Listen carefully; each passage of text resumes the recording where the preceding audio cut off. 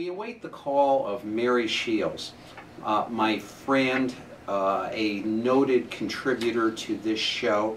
A little bit of background on Mary. She is an award-winning senior financial writer and investor relations executive serving investment management companies, alternative assets, managers, and institutions. She is the winner of the New York Press Club Journalism Award 2010 and 2011. She writes a blog which I love reading, not being a woman obviously by appearance, but it's known as Women About Town, and it has a lot of information as far as finances and cooking and events and personal relationships, and it's just a wealth of information. And Mary is now working as an asset manager primarily for high-worth clients, private equity and hedge fund clients, and just someone who really has her pulse on this economy. When I'm crazed with what I'm seeing, I turn to Mary, and I'm so happy to have her here today. Mary, how are you? Happy 2013. Thank you very much. Great to speak with you. I just need to correct one of the pieces in your intro. I do not write Woman Around Town. I'm only their financial columnist. That's an independent website. But I do write a blog called Mary's Simple Finance. Thank you for correcting me. And I, you know, and actually I read them both. And I read the pieces when they come, and there's a lot we have to discuss today. And it's, I'll tell you, it's mind-boggling. And where I'd like to start really is probably the last part where we left off, which is the election and heading into the new year. And you know, if I were to tell you that on January 29th, we would be where we're at right now on November 4th or 5th or whenever we had election day, are you surprised? Are you shocked? Are you troubled? Are you encouraged? What are you seeing? I was surprised that the election turned out the way it did, but I can say that I think the Republican Party did not do a good job of communicating their message.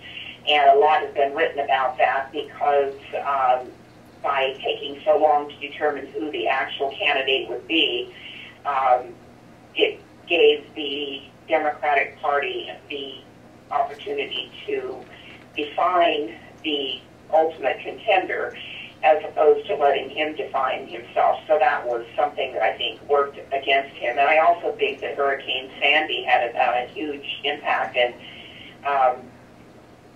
of course, my heart goes out to the people who are really affected by it, but sure. I think that in a time like that, it kept some people from voting naturally, and I just think that had a huge impact that we probably couldn't, well, obviously we couldn't change that, but I think that was an issue. But in terms of what I see now, I do see some things that are showing promise in the economy. And one of the things just recently was that the 10-year yield ticked up a little tiny bit. It actually hit 2% for the first time in a while. It had been trading around 1.8. So when interest rates rise, even if it's just a couple of basis points, it is an indication that people do have confidence that things are getting better. And we are seeing a few things that do look like they are getting better. But I am still very concerned about some things. One of the things is oil being high, and you know it's such an important part of the budget for so many Americans. And when it's trading at $97 a barrel, it makes it very difficult to justify going to Walmart and spending money on those kinds of things. So that concerns me. I'm also very concerned that the deficit is so big, because even though the deficit may not affect you and me on a day-to-day basis, as a country, if we are continuing to spend at the level that we are, the chance exists, and I think it's a very real chance, that people around the world are going to perceive our economy and our dollar as not being nearly as stable, and demanding much higher interest rates to lend money to us, and that could not be good, because our long-term future really depends upon the credibility of the U.S. dollar. The third thing I'd like to mention is that I think that on the 15th of February, when retail sales are announced, we may be surprised at the fact that they are not as strong as we would have thought. Sure. So that is something that does concern me, and I don't like to sound like a Cassandra, but I do think that with oil prices as high as they are, it's going to impact retail sales. We're also seeing a couple of things that make me concerned about the economy in some of the other statistics, which I track on a daily basis.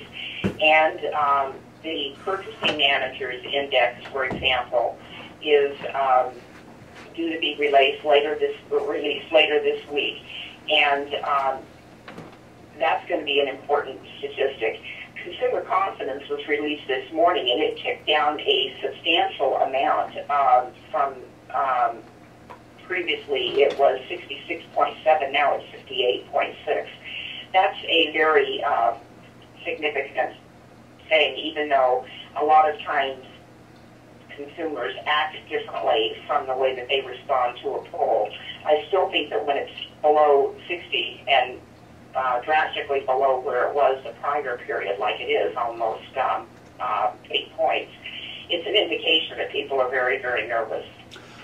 So on the plus side, however, the Case-Shiller Index is up, which is an indication that the housing market is finally starting to rebound, but not necessarily pricing. It's just that there's a little bit more activity.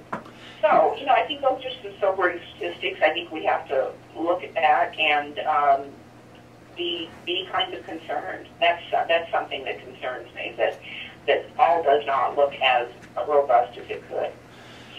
Yeah, and it's like, how could I put it? And I'm the first to say that I will not study this as intently as you might on a day-to-day basis, but the first thing I heard kind of getting over into the first of the year is, what do you mean I'm paying more taxes?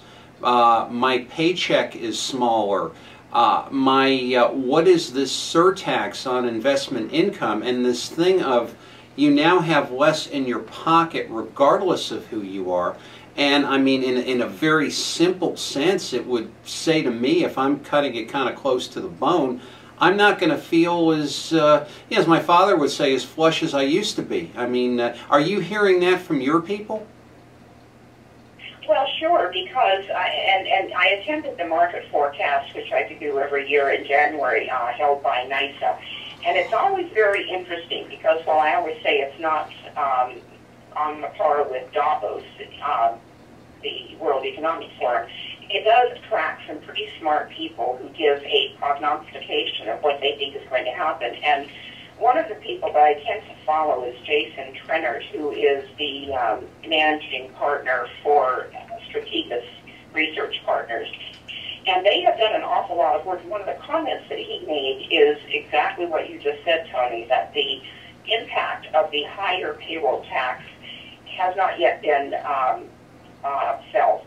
And when anybody has to pay an extra $400 into the coffers of the payroll withholding, if 2 people are working, that's $400 a month. And any way you cut it, people are going to feel that. That can make the difference between going out to eat or going to Walmart or a whole lot of different things. So I think that's a very big issue. Well, and I know I was faced with it personally because I was kicking around as far as getting another car or a newer car. I don't buy new cars because what I put cars through is not anything fit for a new car. So I kind of go for that sort of certified, 2-3 years sort of thing with the warranty.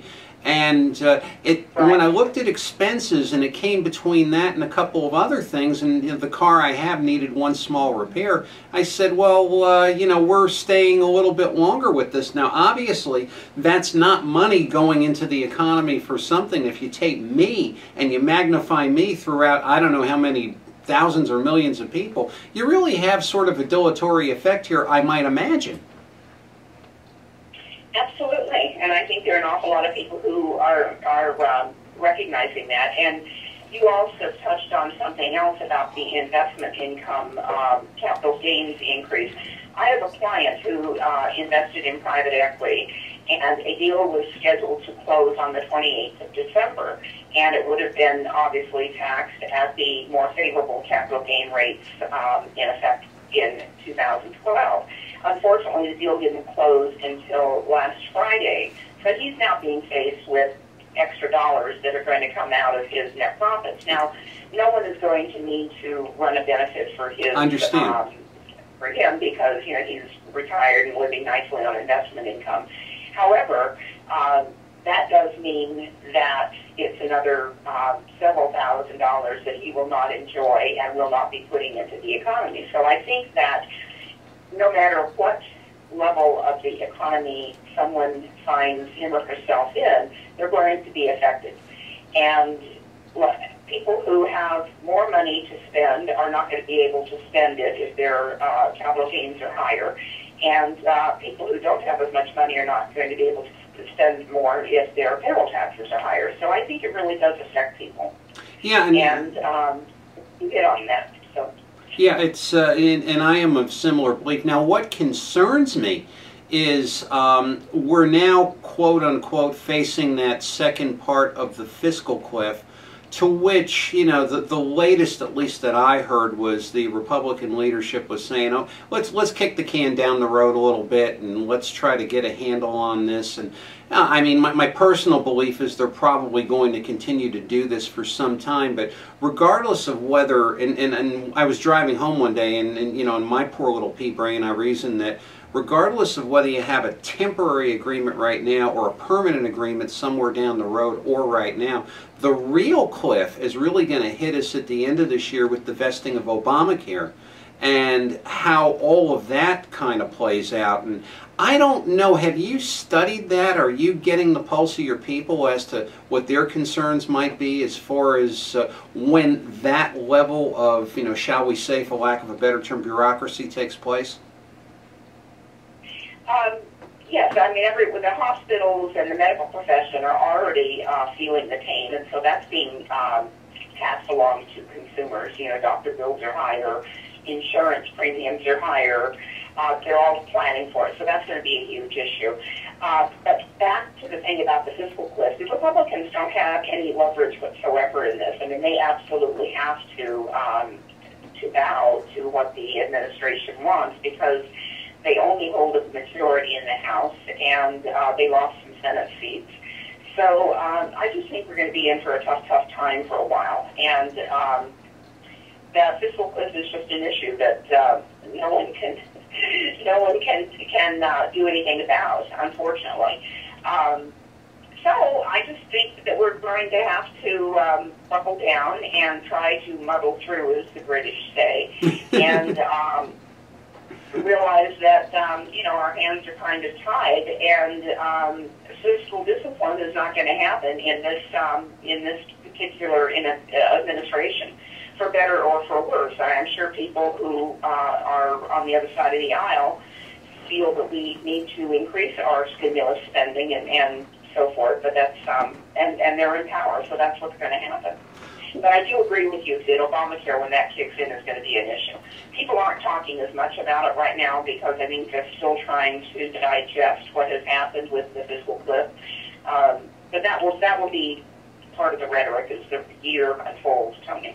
Yeah, certainly. And I often think about the fact, Mary, of what industry in America can, quote unquote, take us out of the mess that we're in. And through the years we've had building, then we've had automobiles, then we've had airplane, we've had space travel, we've had, before that we had the rails, and then we had the computer industry, and on and on and on and on we go, and the biosciences. And now we kind of look at something and like, okay, what's America going to do for an encore? And I thought you wrote a terrific blog piece about fracking, and and the whole natural gas thing. And I mean, tell the ignorant, me especially, what fracking is, what it does, and what it can do, and perhaps what some of the downsides may be of it.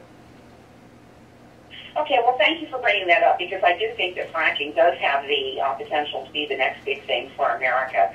And what it really is using hydraulic pressure to break apart shale rock and release both the gas and oil. So it's not just for propane and natural gas, but it also has a capabilities of helping the oil industry. So the issue about fracking is that the environmentalists, and to some degree it has tested in some areas, the environmentalists have indicated that fracking has tainted drinking water and put chemicals in the air.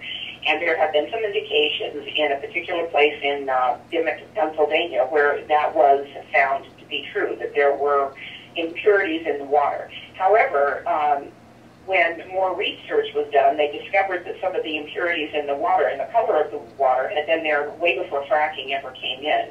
So there are both sides of this issue. The environmentalists want to stop it, and those who are pro-growth and pro-economic viability want to make sure that corporations who are involved in fracking do it responsibly, but they definitely do feel that fracking is safe if it's done responsibly, and that word responsibly is the operative term here. And I think all of us know that corporations have not always been operating properly. I mean, we can look at the Hudson River, for example, and GE dumped a lot of chemicals in it. Oh, for sure. So we all know that corporations are guilty of that kind of thing. However, with that, on the flip side, has come a lot of regulation that makes corporations have to hew to the proper authorities and do things correctly. And if they will do things correctly, then fracking and the release of natural gas and oil could really help. And all you have to do is look at the economics involved. There was a freighter that ran aground in the Hudson River that was on its way from North Dakota, where a lot of propane and drilling is going on, a lot of oil and gas drilling is going on. It was on its way to, I believe, Nova Scotia. It had come through the port of Albany and then was on its way down to New York and then up to Nova Scotia. So if it can go that far, you have to understand that the economics of being able to produce something like that here in our country and still pay the enormous shipping costs, and yet realize a substantial profit, that there is an awful lot of potential from an economic standpoint for us to export this product and still use it here in our country to reduce the cost of energy. So I think it's a win-win situation if it's done properly. And that's what I've been writing about. And I have another piece coming out on that you will be receiving, Tony, because I think it's really important for people to be informed on both sides of the issue. And we all recognize that many times the mainstream media does not always point out both sides. Well, no, for certain. And one of the things I thought in the blog piece that was really interesting is what is happening in places where, I guess you mentioned North Dakota, where fracking is taking place, and what type of an effect it's having on the economy. I'd like for you to comment on that a little bit. Well, they have the lowest, or one of the lowest unemployment rates in North Dakota. I think it hovers around 2%, and when you compare that with 8%, and I think unemployment is really much higher than that. But for sure, if you compare it with the 8% that seems to be what everyone's talking about, that's an enormous difference. And you can't find housing in North Dakota because there's so many workers there. It's been a huge boost for that economy. But even more important, it's good for America as a whole to reduce our dependence on foreign energy. Yeah, it is certainly geopolitically, I agree. You know, it's just because it's just been a situation for many, many, many years. And the with that, you know, when I think of, like, you know, where you might live or where I might live, and the fact that, you know, the East Coast is the oldest part of this country, and it's a sagging infrastructure, old housing, old systems, overpriced, overtaxed, regardless of which way you turn. And then you think of our ability as a region to compete with something like North Dakota, where we're doing it, and you take a person perhaps younger than myself, and it's like, well, where do I go? I mean, gee, tough choice. You know, it's, you're going to go where there's life. Well, and the costs are the highest in the Northeast for energy, obviously, because our weather is so extreme. So, sure. And plus the fact that housing is still seriously underwater here. It makes it very, very difficult for people in this particular region. No, certainly, and that's for sure. Now you have you have very high marginal tax rates in New York. You have stratospheric tax rates in California, and you know, it's all it really does, I think, is just kind of recycle things in other areas where things could be a whole lot more favorable to those who may be affected. At least that has been, that's not in as much a statement of opinion on my part as it is one of observation. Lo, these many years, people will go to where they find the least burdens. This is what I have found. It's the old Ed Norton law of the sewer. Water seems to seek its own level. But with that being, in our closing minutes, why don't you tell our viewers and our friends and our fans how to reach you, where to reach you, and some of the activities that you'll be getting involved with as we head into the first quarter of this year? Well, I'm still doing a lot of writing, financial writing, and so they can continue to watch for pieces that I put out on the economy. And my email is marysheils@gmail.com if anyone wants to contact me, and my cell phone number is 917-597-6363. And I think I'm going to be very vocal on this whole issue of fracking, because I think that it can be extremely helpful to our economy, and we certainly need a boost. And I just think that we need to really understand the facts about fracking. And so I intend to be out there talking as much about it as possible. I'm trying to expand some of the people to whom I direct some of my writing, and I'm talking to some of the oil companies about possibly doing a blog simply to present both sides of the issue, not just what we read about in the mainstream media. I do want to emphasize, however, that I do agree that companies have not always acted responsibly, and so I'm a good citizen when it comes to that. I want to make sure that the profit motive is secondary, and that we do preserve a strong environment, and that none of us want to have impure drinking water and be getting cancer. And if we can avoid that by doing fracking responsibly, then I think it's a win-win situation. And I just think we need to get the facts out there. And so I'm going to be doing a lot more about that. Well, you know, in terms of where I... No, please continue. No, please continue. Where I think people want to be putting their money in terms of investing, I am still a big believer in dividend-paying stocks, because they're going to be less volatile, and I think that at least you get the income. And if you're a little bit willing to accept some risk, you can do some options trading on some of those stocks and ostensibly own them at a lower price. So I still believe in dividend-producing investments, and I'm encouraging clients to look at that. Well, and some places where there are higher dividend-paying stocks are some of the smaller financial institutions. I recently ran across a hedge fund, or actually it's just an investment partnership, because they don't sell short. But they do invest in community banks, and they've had an excellent return. They were in excess of 18% last year. So while you can by no means necessarily think that will continue, you know, you certainly could probably hope for double-digit returns. And I think community banks are an area that people have not looked at, and consequently that's why they're paying higher dividends. Well, you know, and for sure, and one of the things I would like to mention about you and commend you for personally is your work with regard to finances and women. Women, as you know, in many, many cases are the heads of the home, and they're trying to balance money and family and responsibility, and for all of the myriad of reasons, and the fact that they can go to you and they can go to your blog and the things that you have written and have something to follow, I think is a great thing, because there's more horses taken out there than horse thieves could ever imagine, and it's the good people like you that cause information to come out so where this does not happen, and I would like to commend you for that personally. Well, thank you. Thank you. It's an area of the economy that I'm very interested in. So, Thank you. For and sure. That doesn't mean that I won't work with men as well. I appreciate that, Okay. and I'm honored to work with you. Great. So, Mary, have a great day. We'll talk soon as things develop, and what a world. And I'm so happy that there's people like you out there who can explain it to those like me, and at least to some of our viewers. Thanks so much. Oh, great. Thank you. Thank you. Bye now. Okay, good. Okay.